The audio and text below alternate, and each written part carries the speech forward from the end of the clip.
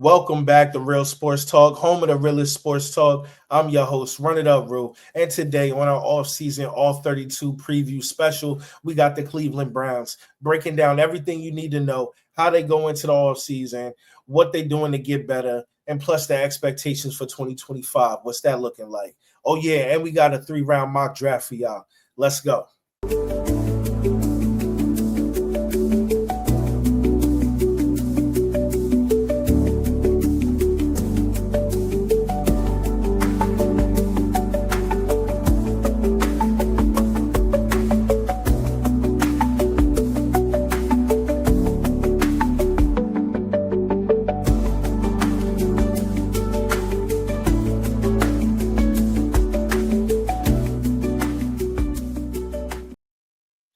The Cleveland Browns finished last in the AFC North with a sad record of 3-14. They currently hold the second pick in the draft. But where is this organization going? Where are they going? What are they doing? How did they miss so badly at quarterback? These are questions Cleveland Browns fans are asking, yelling, screaming, stomping on the ground. They want to know. How could this be possible? How could you go through a rebuild after an 0-16 season into Baker Mayfield, let him go, he finds success elsewhere, you're back in a rebuild, you pay all this money to accelerate the process, and you're back in a rebuild? And this is all within less than 3 years. Less than 2 years. I don't understand how this franchise is being ran. Some franchises are cursed. Some franchises just can't seem to get out their own way. Some franchises are blessed. The Cleveland Browns are everything but the last one I mentioned. They can't get out their own way. And if you look at it, you got to start with this guy right here. Andrew Berry, general manager. In 5 years with Cleveland Browns, his overall record is 40-44. That's not 400. That's not even 500. Berry has had 37 draft choices so far in his tenure, and only one draft choice has made a Pro Bowl. Just one. And it's not the one you're thinking about. Only 7 to 10 would be considered solid picks out of the 37. He has only made 2 first-round picks. Now, that's due to organizational failure. You keep giving away your assets and failing. 2 of those first-round picks was Jedrick Wills with the 10th overall pick in the 2020 draft, and Greg Newsome was with the 26th overall pick in the 2021 NFL draft. Both of them, have not reached nearly a Pro Bowl level of play. Berry was also a big part of getting rid of Baker Mayfield. He also was responsible for that. He traded 3 first-round picks for Deshaun Watson. 3, not to mention the money that he tied up, right? $230 million guaranteed.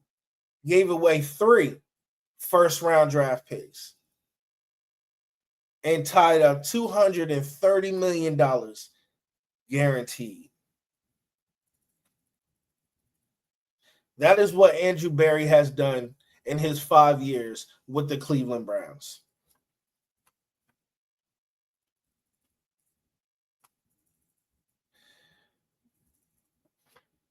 Let's hear what Berry got to say.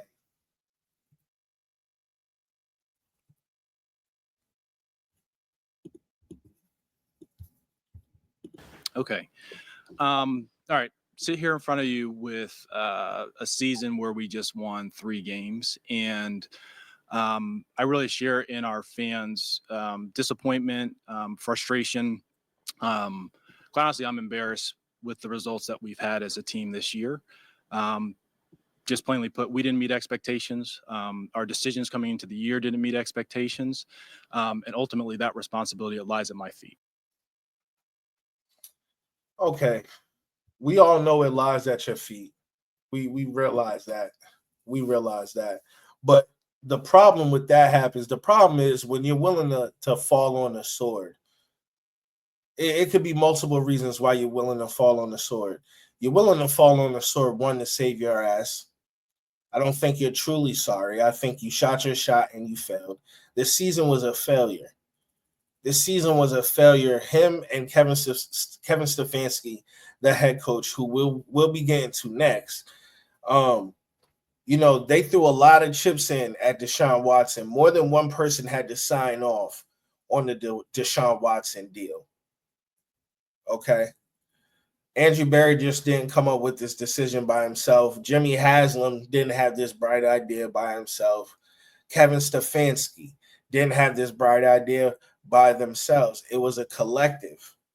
Okay. They were in the middle of a rebuild. Now, coming out of letting Baker Mayfield go because you didn't feel like he was going to get you over the hump, they had all these picks stashed from a previous rebuild. And then you threw them all away for Deshaun Watson. Now, a lot of teams were trying to get Deshaun Watson. I'm not blaming Cleveland for looking at Deshaun Watson at the time and saying, hey, that's somebody we definitely could win with. I think I would have done the deal. Would I have given him $230 million guaranteed? No, I wouldn't. And ultimately he would have took whatever deal was the best deal on the table. The thing about Cleveland was they were so desperate to have a quarterback, they didn't want to be outbid. So they threw this, this astronomical number out. And of course he said yes. I mean, he jumped right on that. They couldn't have done much research when it came to the legal ramifications. Or if they did, they were completely misled, or just they knew what was going to happen and was going to be okay with that. If that was so, they lied to the fans. If that was the case, they lied to the fans.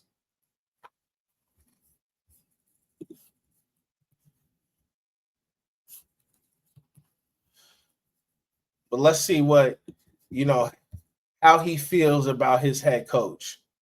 One quarterback in 5 years. Oh, no, this is about his record right here. This is about his record. Do you think you need to fix the process in finding the next quarterback? Yeah, Tony, it's a good question. I think as we go into the offseason, like we have to look at everything. Like we really do. And we want to make sure that we're eyes wide open in terms of what we're doing across football operations. That being said, we have good people, we have good coaches, we understand how important the quarterback position is, and that's obviously going to be a primary goal as we enter the offseason. How many chances do we get at the plate? That's the problem. Can any Cleveland Brown fan say that they trust Kevin Stefanski and Andrew Berry with 11 draft picks, the future of the Cleveland Browns going forward in their hands? I'm not sure anybody can be safe with that. I'm not sure that they have the right head coach, and I'm not sure that they have the right general manager to not even get on the hump. In 5 years, I'm not saying you should have everything figured out. I'm not saying you should have a Lombardi in the case. But what I am saying, and in 5 years, Andrew Berry, speaking about Andrew Berry specifically, in 5 years, you should have something. There should at least be a culture. There should be at least be the offensive line should be in place. The offensive line is trash. At least for how they were asking them to play this season, they were trash. They weren't this bad previous year, the year before that, or the year that they won 11 games. You know what I'm saying? And some of these guys were on the roster, majority. So my thing is, mixed with the play calling, which wasn't wasn't designed for the roster that was there. You know, where has Andrew Berry say, okay, this is what I've brought Cleveland thus far. This is what I can stand on. This is what I've done. Because all I'm seeing is misses and money spent. All his acquisitions and Deshaun Watson being his biggest, they had to spend money on. You throw money at somebody, that's not really saying you have a talent for acquisition. That's just saying you have a bigger bank account or willing to spend more than the opposition. That's all that's saying. That doesn't say much about the club. And Deshaun Watson was his biggest acquisition. I'm just curious how much study and effort really went into it other than looking at surface level stuff. Statistical this, statistical that. I wonder how much was spent on his mindset, who he was as a person, because even in the locker room, he's not even liked. That's the problem. You spend all this money on a guy who couldn't come in and motivate your locker room. There was outside forces that came in and got the job done, and we'll get to them, right? But they have their own segment. But he wasn't even able to come in and motivate the locker room with $230 million guaranteed. He couldn't even get the fans on his back, on his to like him. I'm not sure if he had a fair shot due to the allegations. I think it was the allegations plus the money that they spent on him. It was a terrible contract. Anybody can get behind nobody's supposed to be raping anyone. Anybody can get behind that. It's easy to hate a guy who's been accused of that, right? But he didn't see any jail time. And I'm no way, shape, or form am I defending Deshaun Watson. All I'm simply saying is that he may have not gotten a fair shot when coming to Cleveland. It's a hard city to play for. They love their franchise dearly. They've been through the worst of worst. And they are due for some sunshine, some continuous sunshine. So I'm not mad at the fans. I didn't think booing Deshaun when he got hurt was class. But we've seen Cleveland do some classless shit over the years. I mean, even when LeBron left, burning jerseys, all kind of shit. I mean, the money that is generated because of these athletes, and then when they leave for better financial benefit, all of a sudden they're devil. This is a business. But anyway, back to Deshaun. I'm not sure he had a fair shake coming in. But Andrew Berry, my guy, where can you stand on? What can you stand on? What can you say? Hey, this is what I brought this organization. This is what I'm standing on. This is how far we've come. Because it's rebuild. And he shouldn't have been retained. And I'm all for the brother keeping his job. It's hard enough to get a job in this league, right? But I'm not a fan of the Rooney Rule, and I'm not a fan of giving somebody their just due when it's not deserved. He deserved to have a chance at the job. He got it. 5 years is longer than a lot of people get, and he's just not going nowhere. It's just not going anywhere. And as a general manager, understand this: you are the person who puts the roster together. If you leave and the head coach get fired, then this new rookie quarterback that they may possibly draft, we'll get to that later.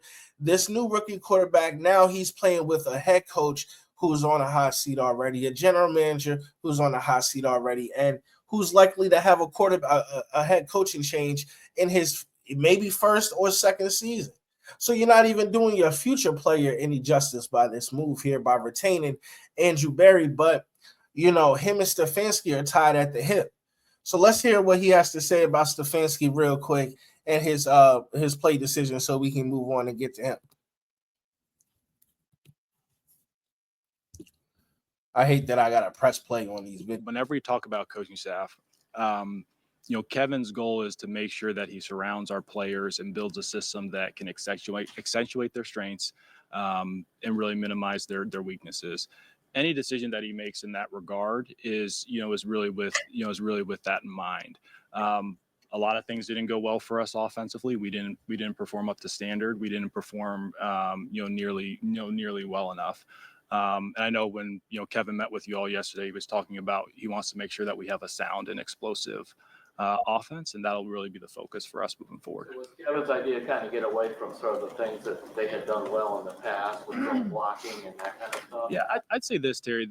Probably the better way to characterize it, like Kevin believes in putting a system around the players, like around the players' strengths. And the nature of the NFL is that your players, they will change from year to year. What we may have been good at in 2020 may be different than 2021, or 2023 different than 2024. Obviously, like what we put together this year wasn't good enough. We didn't play well enough on that side of the ball. But have full faith that Kevin will be able to put it together and allow us to have better results. What makes him so sure about that? What gives him that kind of confidence in Kevin Stefanski that he can pull it together? He's been calling plays since he got here in 2020. He's been calling plays since then. He only just gave up play calling this season. What gives Andrew Berry the confidence that he can turn things around? And when he touched on how Kevin likes to, play to his players' strengths, I just find that curious after watching this season. Where did he show that he played to any of his players' strengths? Because if that was the case, they wouldn't have been in spread offense so damn much, and they would have ran the ball. Regardless if they had the kind of numbers off it that they wanted or not. They knew what they had at quarterback, and they knew his deficiencies, but they still put him in the wrong kind of offense for what he was showing. Forget what he tells you, what he wants. It's like a child.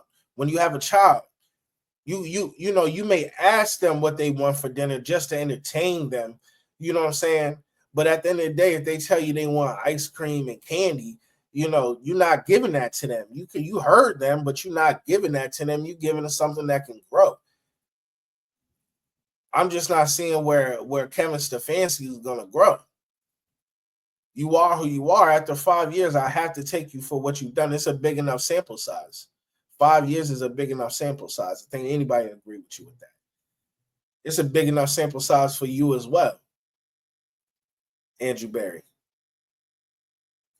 So, yeah, I'm not really sure what gives him the kind of confidence in Kevin. And I guess because he's tied at the hip with Kevin, he has to have belief in Kevin. Because if Kevin don't deserve to keep his job, why should you? You've been here just as long. You have a better chance of impacting this team than Kevin does. You give him the players to coach. Ultimately, what's going on in the field is coming from your say-so. Yeah, you're giving him autonomy as far as the play calling and stuff like that, but you are giving him the horses in which he's moving. Deshaun Watson wasn't it before the injury. We're going to get to that, man. We're going to get to that. Matter of fact, let's get to Kevin real quick.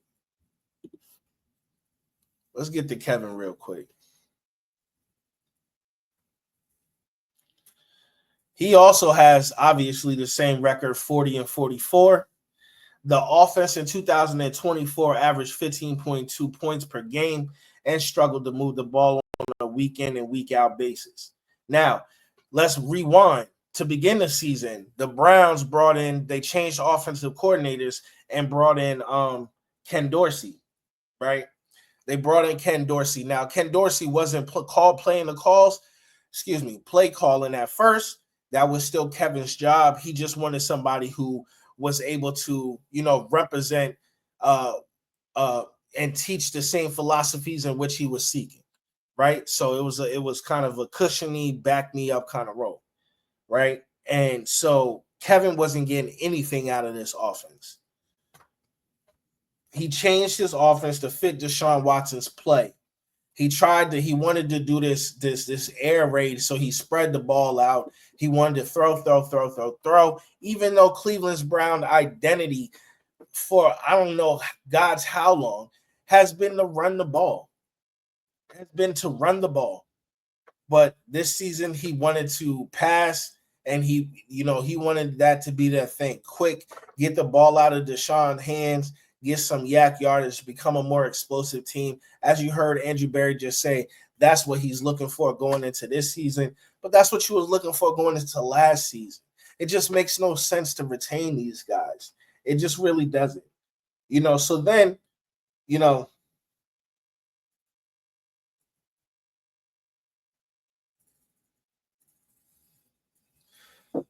so boom, now Ken Dorsey is play calling.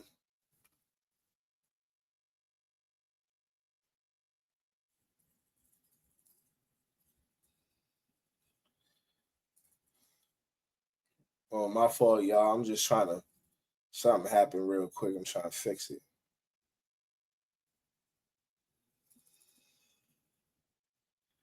Yeah, so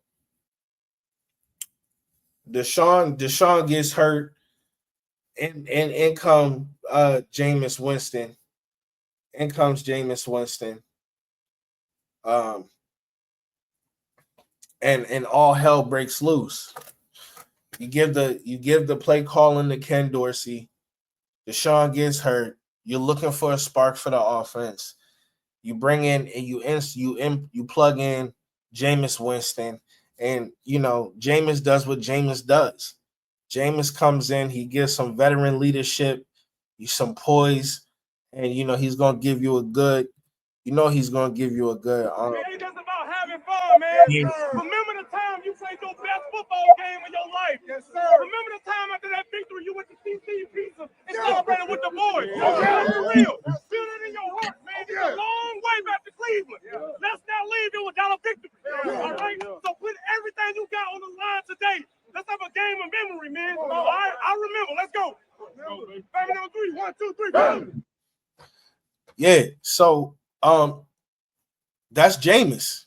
Jameis gonna come in. He's gonna give you he's gonna give you that rowdiness. He's gonna give you that leadership. You know what I'm saying? He's gonna be poised while he does it.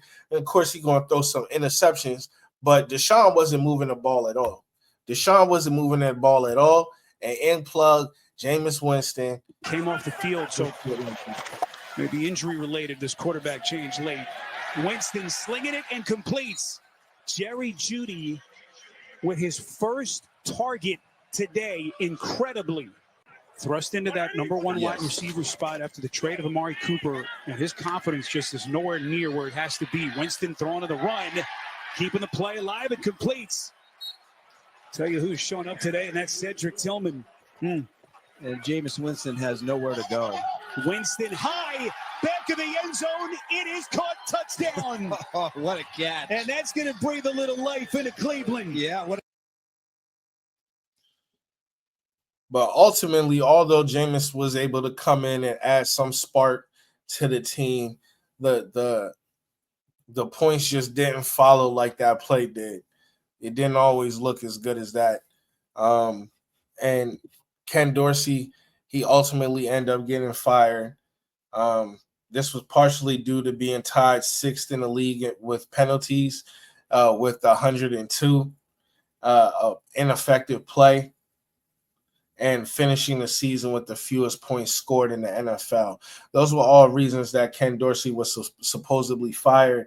But honestly, I align that more with Kevin Stefanski than I do Ken Dorsey. I think he just had to bite the bullet on that. But let's get into some Kevin Stefanski on a couple of things and how he's been feeling since the offseason. Let's get it. Oh, yeah, here's the problems that I was just speaking about.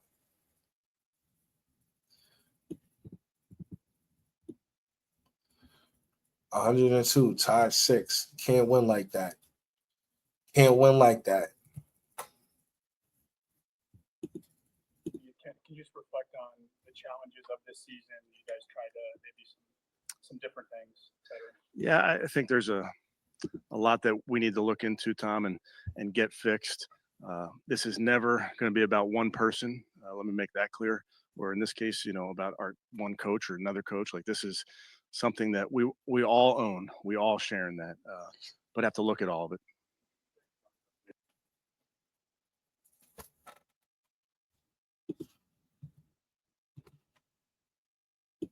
For what has happened this season.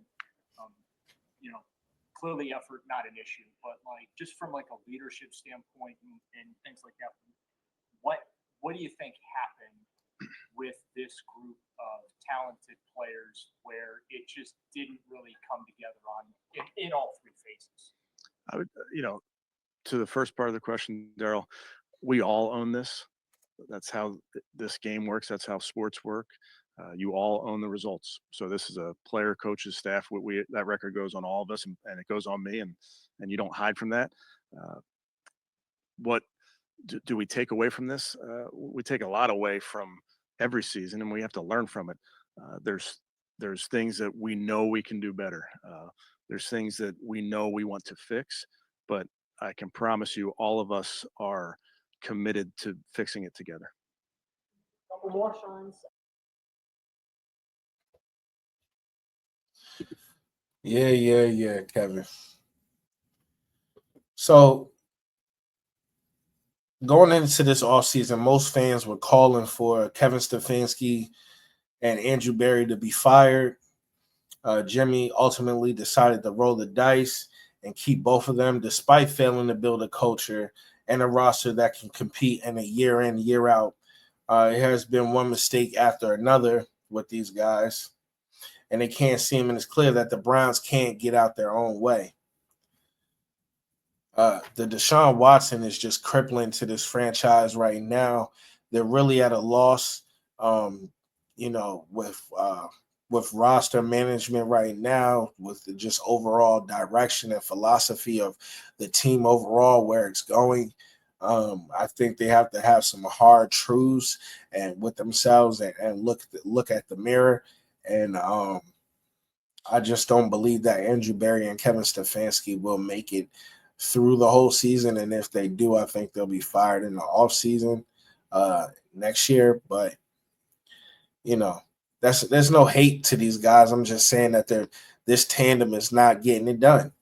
At the end of the day, it's just not getting it done. When you roll the dice on Deshaun Watson, that should have been a fireable offense right then and there.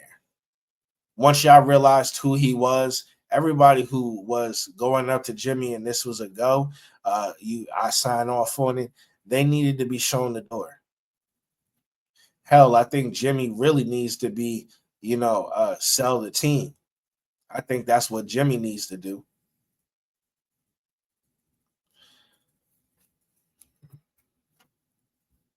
Deshaun Watson played in 19 games for the Browns out of the possible 57 games due to injuries and suspension. It's unlikely that the Browns will get out of his contract before 2026, the final year of his deal. They have restructured his deal multiple times already and most likely will again in 2025. This right here is a clip from the Ultimate Cleveland Browns, the Ultimate Cleveland Sports Show. So the guy speaking is Jason Lloyd. Shout out to them. I'm a big fan of the show. I'm a huge fan of the show. McNuggets, G. Bush, the Bull, Tyvis, and I'm forgetting my other guy's name. But shouts out to them. They all do great work over there. And I just found this clip interesting and I wanted to share it with you guys here. Right? So here we go. The Browns have lied to you. And they told you that Deshaun Watson gave this team the best chance to win. You knew it wasn't true. I knew it wasn't true. We all knew it wasn't true. The entire city of Cleveland, the entire franchise knew it wasn't true. And they still kept running him out there because of the contract and trying to prove the contract was a valid decision. It wasn't. We knew that by the end of September. And they wrecked their own season. They sabotaged their own season to try and prove some sort of point. And it aggravates me because it didn't have to be this way. The season didn't have to go this way. They didn't have to be a 2-6 football team and out of the playoffs already. So, there's some people, whoever's decision that was, whether it was Kevin Stefanski or someone above him, whoever insisted that they keep running Deshaun out there, shoulders the blame for what happened to this season. Because Sunday looked exactly like last year did when Joe Flacco took over. This is now 5 straight games, regular season games, that Deshaun Watson did not start that the quarterback threw for over 300 yards. Something Deshaun never did in his time here. It was Deshaun. It was always Deshaun. It wasn't the play calling. It had nothing to do with who was holding the play sheet. It had to do with who was holding the football. And now you learn from that, and now you move on. And I agree with Jay. That last week was the last time you'll ever see Deshaun Watson on the field for the Cleveland Browns.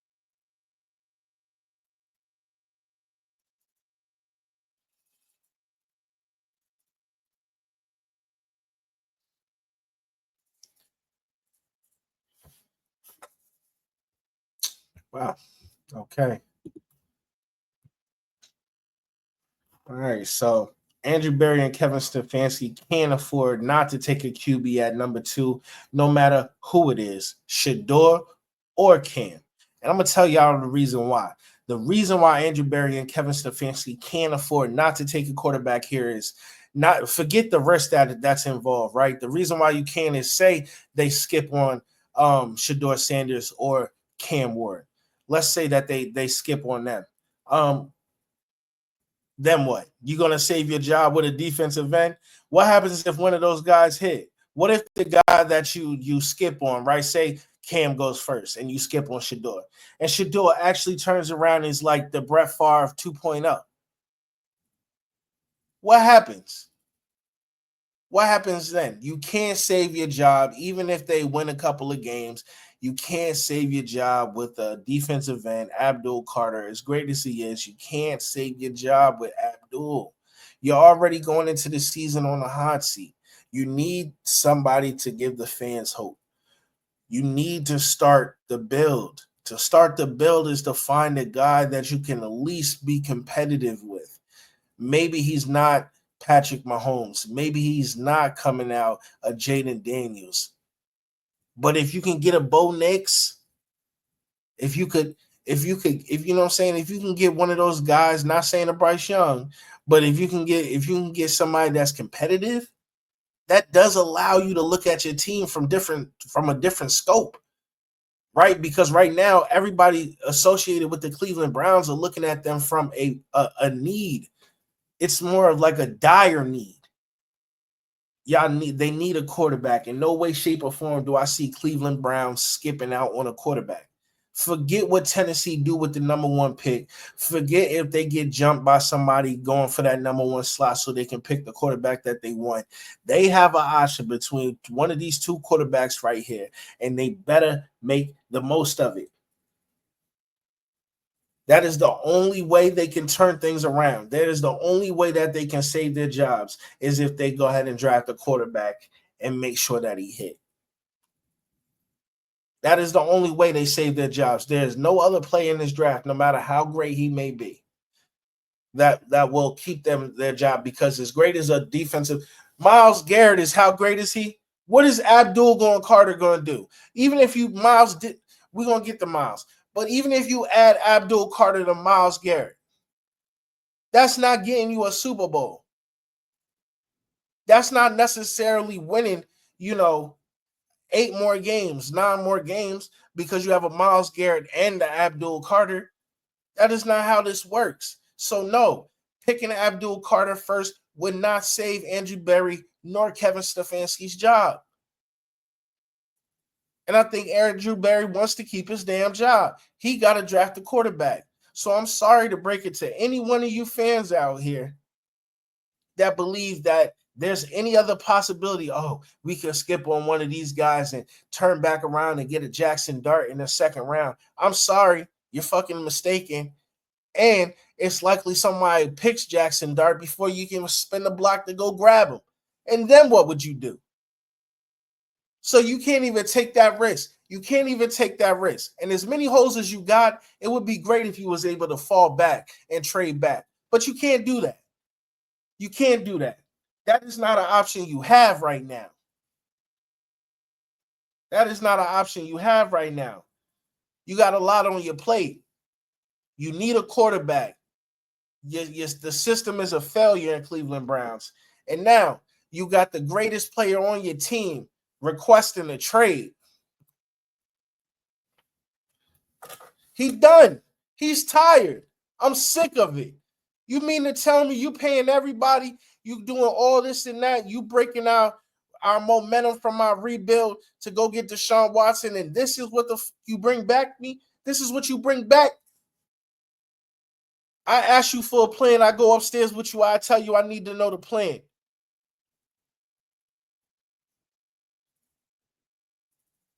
We running it back, Miles. That's what we doing. That's the plan. We running it back. It's crazy. Excuse me, y'all. I worked all night, and I'm like, yo, I gotta crank this out. I know the videos has been late. Forgive me.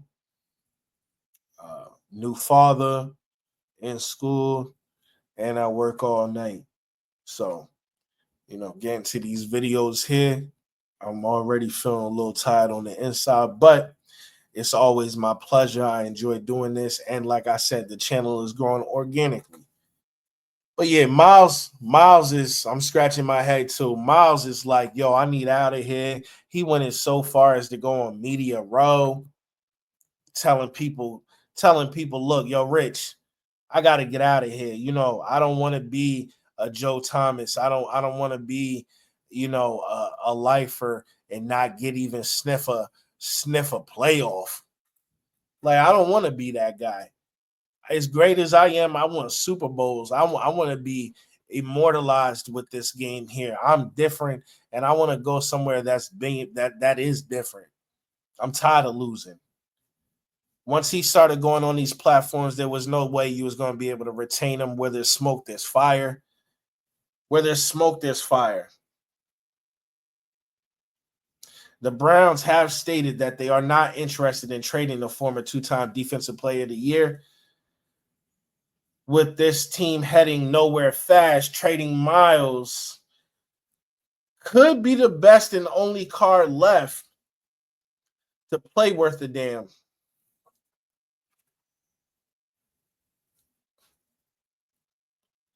Miles will bring back multiple draft picks just based off previous trades alone. This will help Cleveland in a full-out rebuilding mode, accelerate the process organically while they go into cap casualty, as they start mortgaging their home to, give back to Uncle Sam what they owe. Trading Miles to the Dallas Cowboys. No, I'm playing. Trading Miles would be the best option for the Cleveland Browns.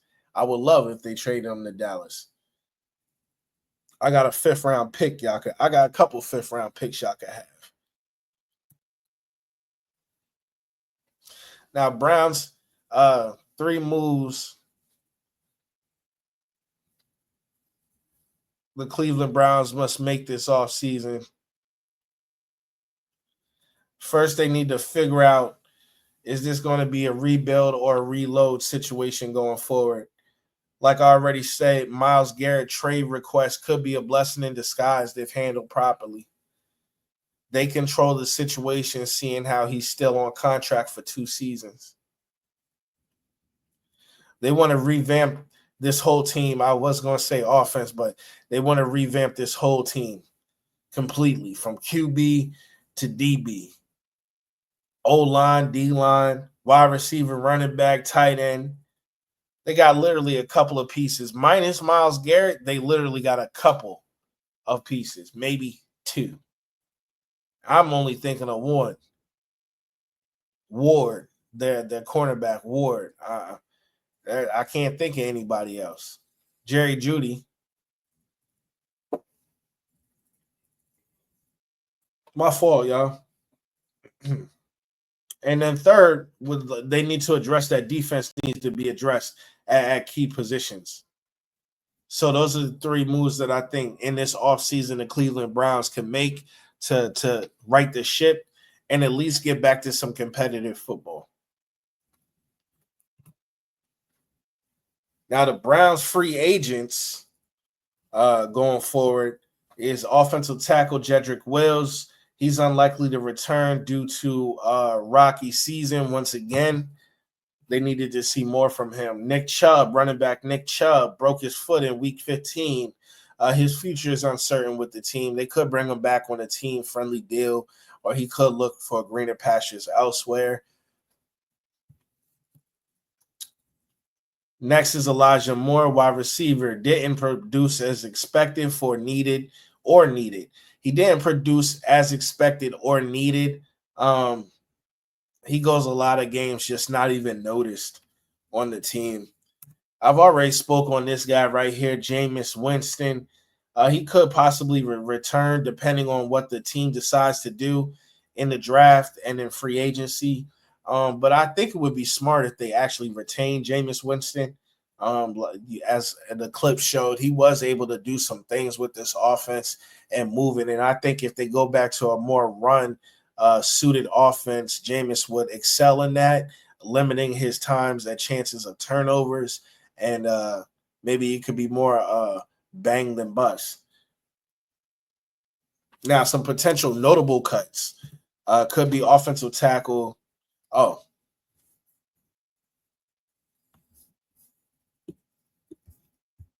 It's just about having fun, man. Yes, remember the time you played your best football. okay. Yeah. Offensive tackle Jack Conklin has dealt with knee injuries. Cutting him would save about $4.6 million.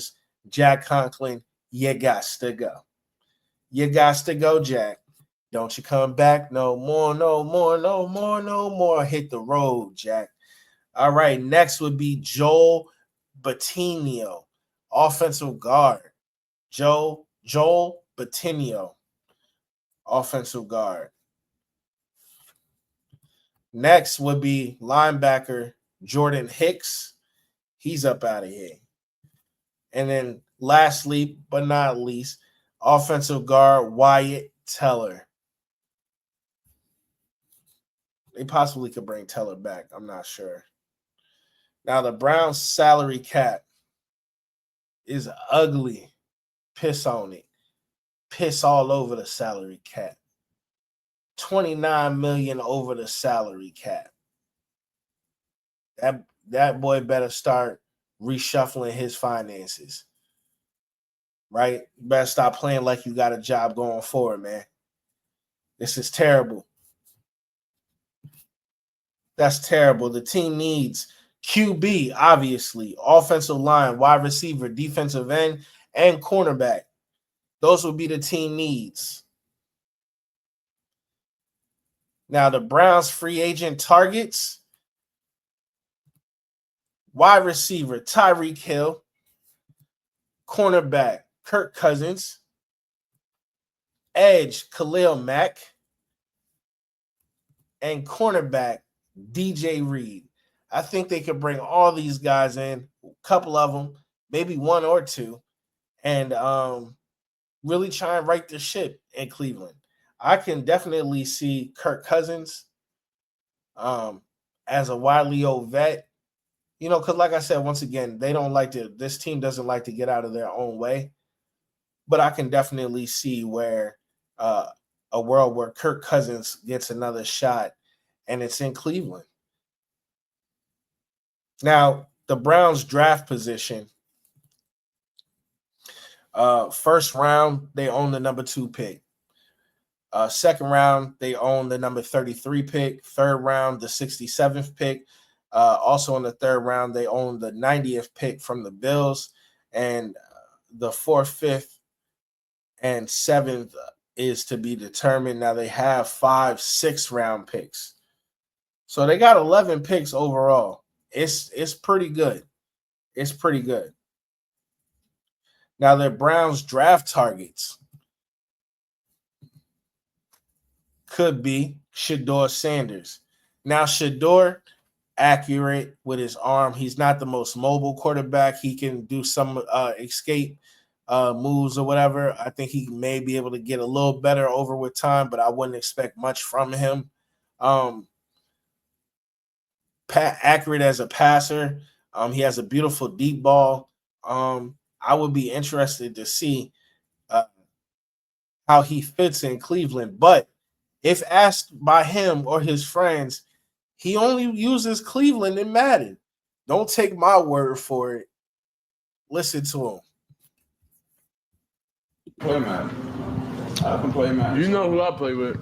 Yeah, I can play with anybody though. He can only play with one team. What team? Brown. Okay. That's the only team. Okay. I like how they're getting ready. I like how they move around, bro. That's the only team he can play with. That boy getting ready. Anybody else? It's trash. I like how they move around on there. I like the setup. Yo, shouts out to Dion. Yo, because when I saw this, I just said, yo, his whole family is a marketing genius. No way, shape, or form do I believe that he plays with the Cleveland Browns on Madden. In no way, shape, or form. And to be eating his food, talking about, I like the way they move around. I'm not mad at Shador for doing this much and trying to align him with that second overall pick. That second overall pick versus being picked 10th or 8th or 17th or 22nd or is a big, huge financial difference. Now, although he has money and he's probably the last one at draft night worried about money, nobody turns down money, especially one that you can create and generate yourself. So take a look out for Shador Sanders. I can see that happening for sure. Next would be Cam Ward. Cam Ward is a mobile quarterback coming out of Miami. He's good for his short and intermediate throws. He has a higher ceiling than Shador in my opinion. But I think Shador's floor is higher. Right now, I think Shador is the better player, but I can see easily within a year and a half, Cam Ward being that guy. But other than these two gentlemen, if the Cleveland Browns feel like messing this up any further, they can go get this guy right here, this stud of a monster, this clone of my linebacker / defensive end, Micah Parsons, coming from the same college, hail the Nittany Lions. Abdul Carter, number 11, also wearing the same number jersey as Micah Parsons, i.e. his daddy. Abdul Carter is a complete monster. He's a man-child. He's coming into this league already being prepared for double teams, how to shed off those. My man is out here grinding hard. Abdul Carter right here from Penn State, number 11, could be a target at number 2 for the Cleveland Browns. Ashton Genty. Now, right when the season ended, I thought that this could be an extreme possibility just due to, Chubb's taking such a setback.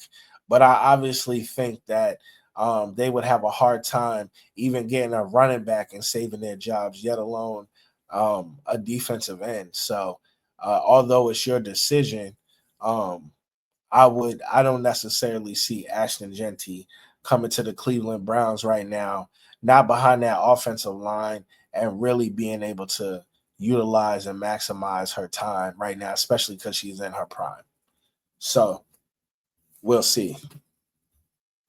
So let's get on over to this mock draft.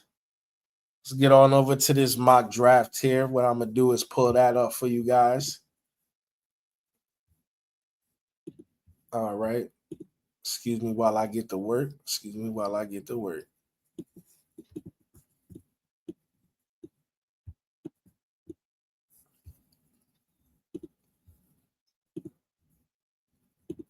Okay.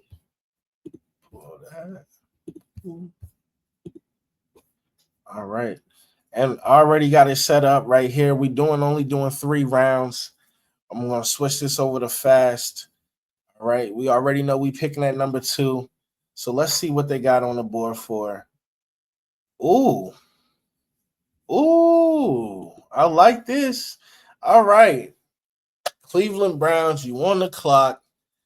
Picking number 2. Number 1 went Shador Sanders to Tennessee.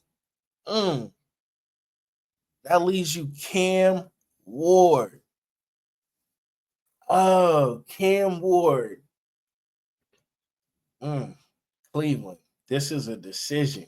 Decision. I can already hear most of this fan base like Abdul Carter, Travis Hunter. But I'm just going to stick to my guns. You had to take one of these 2 quarterbacks. I'm not going to overthink it. You got to take Cam Ward. Cam Ward is the ultimate playmaker at QB. boasting elite arm talent, effortless velocity, and dynamic athleticism.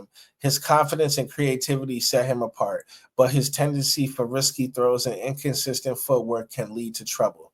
Sounds like anybody they know before Cleveland. Staying on the schedule, well, as far as the tendency for risky throws and inconsistent footwork, that was Baker Mayfield coming out at first. Staying on the schedule within the offense will be key to his development. With time to refine his mechanics behind a veteran, Ward has the ceiling of a franchise QB capable of making the game's biggest throws. We're taking Cam Ward, quarterback, Miami, running to the podium. So we're not doing any trades. Sorry, Indy. We'll go ahead and reject that. All right. So number 2. Now, remember, I said the team needs was QB, OT, wide receiver, running back, cornerback, right?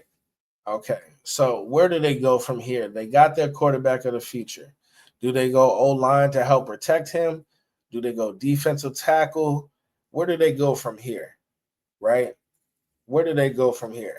Now that the board is right here in front of our face, let me check out something. Offensive tackle.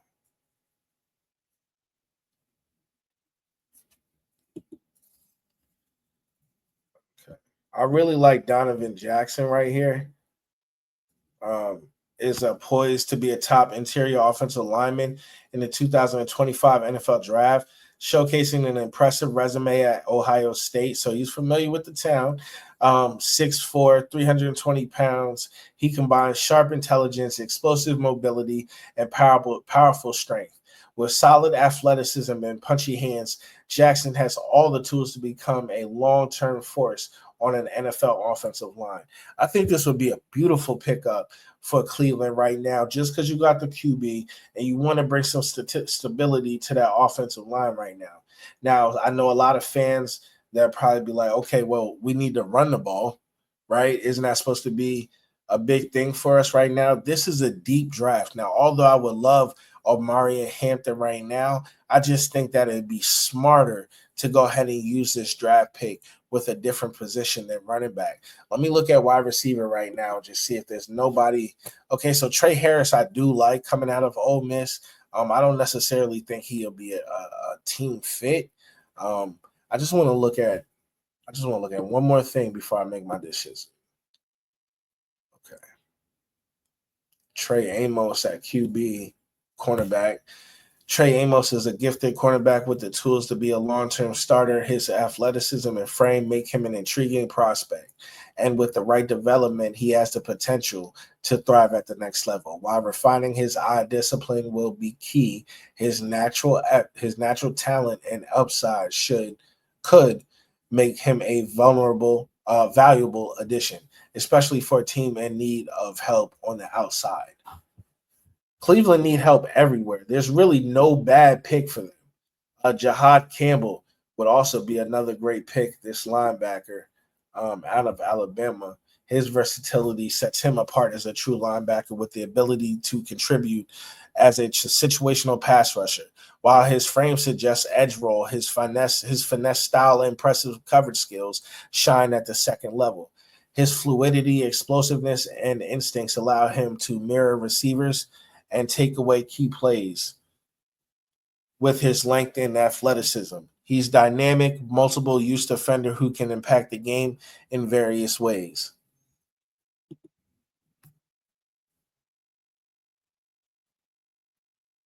So I do like Jahad Campbell here. But I'm not sure if you can go linebacker with them.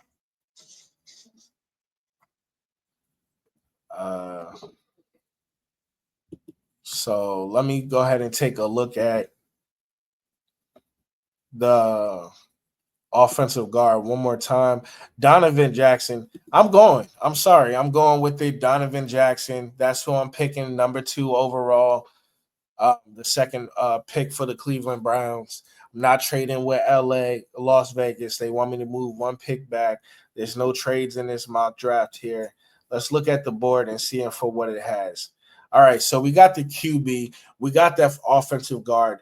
3 rounds. This is not 7 rounds. I'm only doing 3 rounds. So you have to go defense here. We have to. So let's just see who's the top defensive player right now. Deion Walker, defensive tackle out of Kentucky. He's a monster. He's a man-child. The only thing about Deion Walker from Kentucky is he plays a high percentage of plays for Kentucky. I believe they're Wildcats. He plays a lot of plays for them. So he gets caught a lot taking time off. Now, when he's turning up, and can't nobody stop him. But the thing about it is, he does show where he whiffs a lot. Some people would be like, okay, it's just because, there's not a lot of rotation on that Kentucky defensive line. But others will argue in the NFL, he's not always going to be able to get off the field either.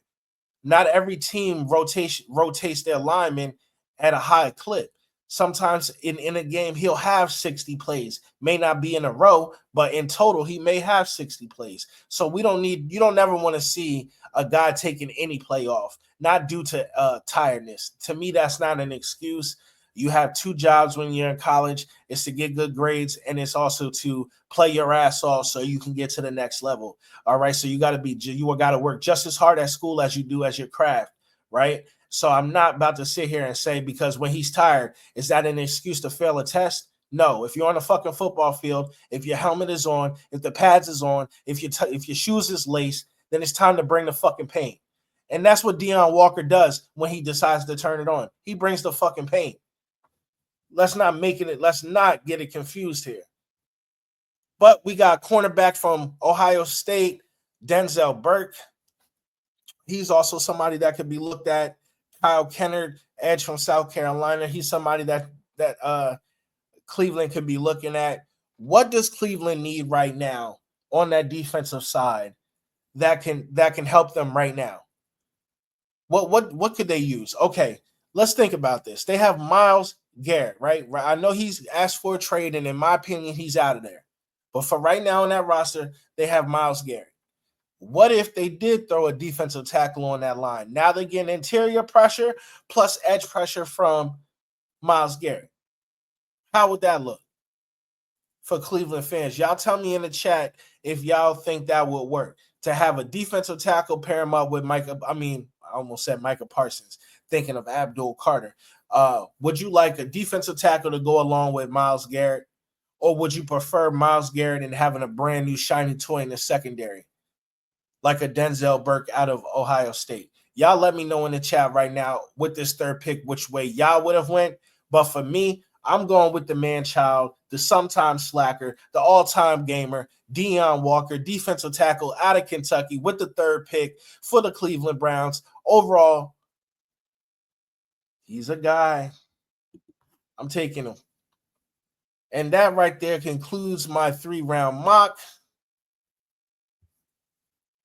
I chose 3 rounds. I guess we got 4 picks in the first 3 rounds. All right. So we not tripping about that. And I'm not about to short y'all. If they allow me to go, we're going to keep on going. All right. So we got safety, Lathan Ransom. We going secondary. If we not going back offense, we going secondary.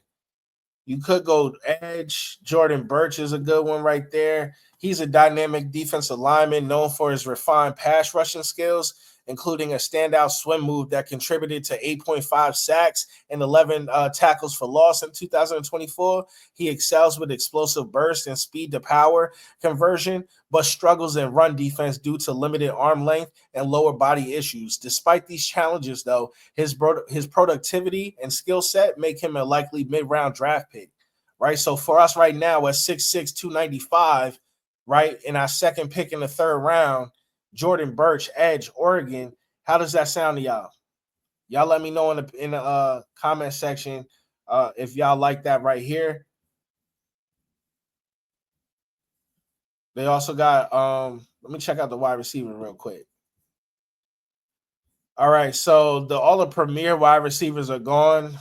They got some day 2 went on, guys. Nobody that's just like jumping. I know I can probably get somebody that's better than them. Let me just take a look at this.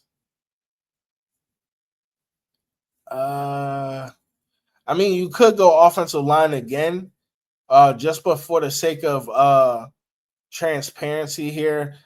I think I'm gonna go defensive well because I did 2 offensive players and now I did 1 defensive player. So I'm gonna go ahead and pick another defensive player just to even it out. So let me see. Edge Josiah Stewart is an explosive and relentless edge rusher who thrives on creating disruption in the backfield. He possesses a quick first step and uses his speed and agility to challenge offensive tackles off the edge. Stewart's compact frame and strong leverage allow him to maintain balance while employing a variety of pass rush moves to shed blockers effectively. He's a high energy player who excels in pursuit, demonstrating excellent closing speed and the ability to chase down plays from the backside. He needs to add strength in order to enhance his run stopping ability, and his size could leave him stuck between roles. I'm liking what I'm hearing right here, Josiah Stewart, and I don't want people to get caught up on the helmet, the college helmet, because last year, Dallas Cowboys fan here speaking, we drafted Mozzie. 2 years ago, we drafted Mozzie. They sucked. But this year, Michigan, their defensive line was stacked. So Josiah Stewart would be good here, would be a good fit. But honestly, I do like Jordan Burch. Let me just see if they show his size here. Yeah, see, Josiah Stewart edge is only 6 foot. Jordan Burch is coming off the edge 6'6". 6'6" with refined pass rushing skills. I mean, he's a grown man who's been here before in a young man's body. Now he does struggle in run defense. Let me just compare Josiah Stewart. How was he in run defense? Stewart's compact frame and strong leverage allow him to maintain balance while employing a variety of pass rush skills. He's a high energy. He needs to add strength to enhance. So he needs to add strength to enhance his run stopping ability.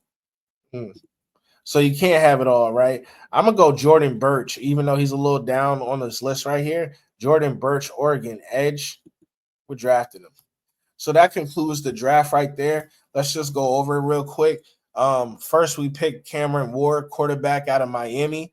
Then we went to Donovan Jackson, offensive guard out of Ohio State. Third, we went Deion Walker, defensive tackle, Kentucky. And lastly, we went Jordan Burch, edge out of Oregon.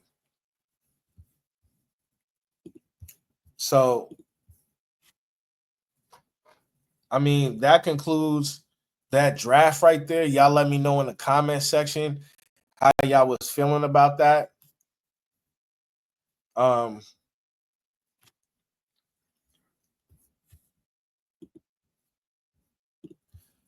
So, one second here. Let me throw my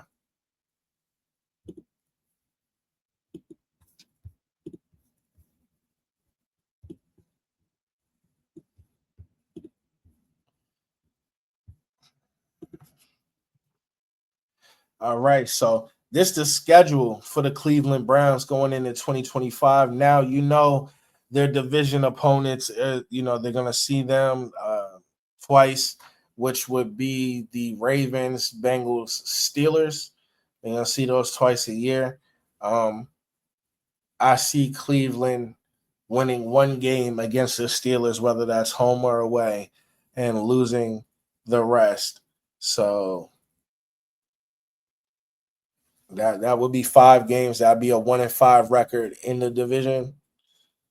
Yeah, it's not going to be any much better than what they did last season, in my opinion. This is a pretty hard schedule for them to have such a bad season. It's not really an easy schedule at all. I actually see them going. They went 3-3. What, 3-13? What was it, 3-14? Yeah, they went 3-14 last season. I see Cleveland going. I could see Cleveland going maybe 4-13, maybe 5-12. I'll give them 5-12. Y'all tell me in the comment section how y'all feeling about that. If y'all think that 5-12 is a fair record, or do you think they'll do better, or do you think they'll do less? I think they'll be 5-12 at best going into 2025, just due to multiple reasons. The cap, just the roster where it's at right now. I don't believe in the offensive. The offensive side of the ball. I don't believe in the head coach. I don't believe in the general manager. Ultimately, don't believe in the owner. It's just a lot organizationally that they're fighting way before they even get to the field. So I think sometimes it's just too much to overcome. But that breaks down the Cleveland Browns off-season preview special. Y'all let me know in the comment section how y'all feel about this video. If the points that I hit on was correct. I especially want to hear from the Cleveland Browns fans. How are y'all feeling about y'all team ultimately overall? What are y'all expectations going into the season? Please don't scare to hop in the comment section. I started this channel to converse with people about a game that we all love. Let me know how y'all feeling about that. About the draft picks. Would you have chose other players? Did I pick the players that you would have chosen? Let me know on things like that, how y'all feeling. Still on the hunt for 100 subscribers, so make sure y'all show y'all boys some slack, which is subscribe, like, and comment to the channel, right? If y'all could do those 3 things for me, I'd be highly appreciative for sure.